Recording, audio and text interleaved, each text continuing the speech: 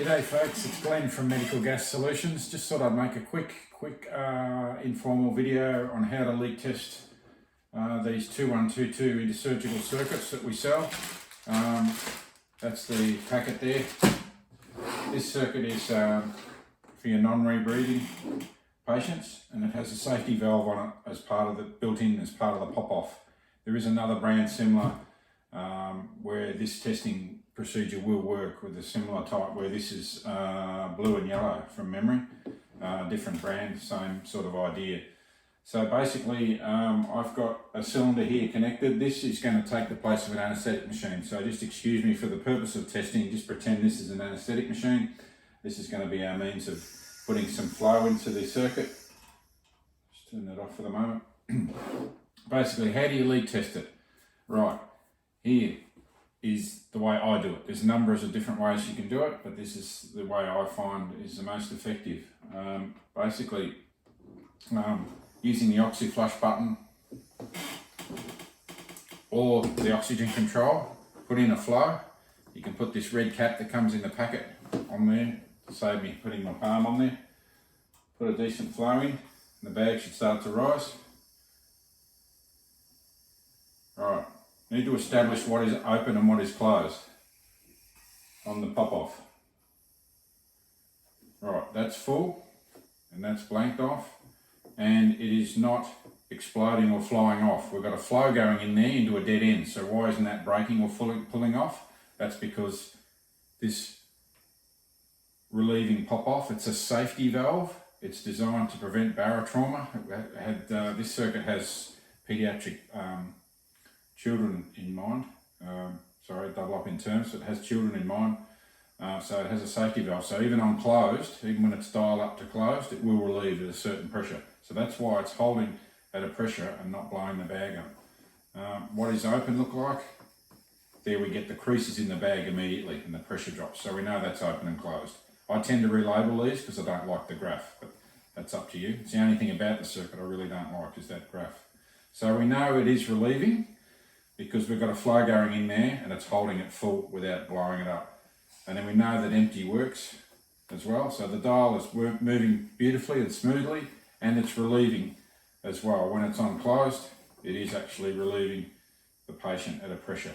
It's holding at a certain pressure and relieving to stop the bag breaking, which is in effect stopping the animal receiving any damage. So we know that the valve works. But what about the rest of the circuit? It could be leaking, and because it's relieving, that could mask a leak. So how do we remove the relieving element of it and just test the circuit as it is to know for sure it's not leaking, the bag's not damaged, there isn't a hole in it? Answer, just turn the flow off. Bear with me. Take the valve out. It just pulls off and you're left with this T-piece. So what I do is I cap the end or put the end on my palm, or you can, if you don't have the cap, don't want to palm it, you can do this, which is just a loop. But be gentle, don't try and, I might take the twist out of that a little bit if I can. Try and be too rough with it, but you can do that. Have your bag on firm, and then you put a flow in, enough to get the bag inflated to a decent rate. That's all we're doing, is pulling the bag up to a decent volume, and then shut it off quickly, or release your palm or the cap, because you've got no safety now. I cannot keep pumping gas into that or I'll blow it up. So all I want is the bag firm, and now I press the bag with no flow at all. That's important, no flow, and the bag resists me. I can't hear any leaks, can't feel any leaks, and it's not going down. The circuit's fine. The integrity of the circuit is fine. You could do it this way if you wish. Do it with a cap. You must block this off, of course. And that's what happens if you don't shut it off quick enough. I haven't got quite the control I should have with an anaesthetic machine, but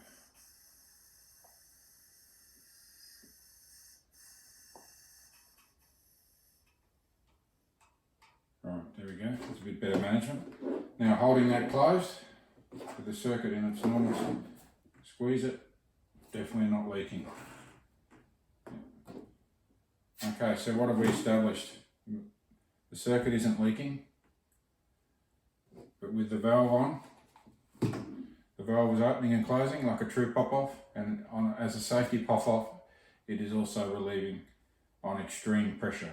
On closed, with the pressure too high, as in a blockage in the animal or some sort of blockage, it is actually relieving. So we know the pop-off's working, and we know the circuit's not leaking, and we know the pressure relief is also working, the safety feature. They're all the three things you need to know, really. After that, it's time to use it.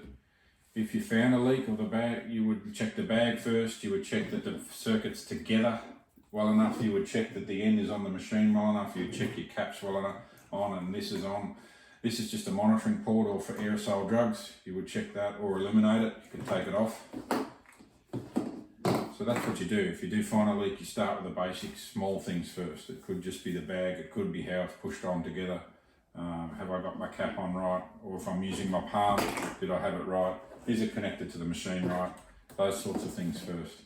But don't try and squeeze the bag and check for leaks by squeezing the bag with the pop-off on, because the pop-off will cheat you and relieve.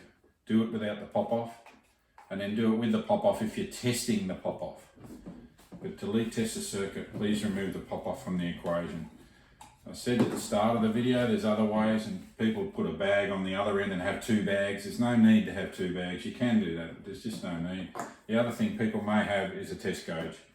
If you have a test gauge, yes, that will certainly work. You can look for a pressure around 30 and check when you squeeze it that the pressure holds or rises slightly because of the squeezing element.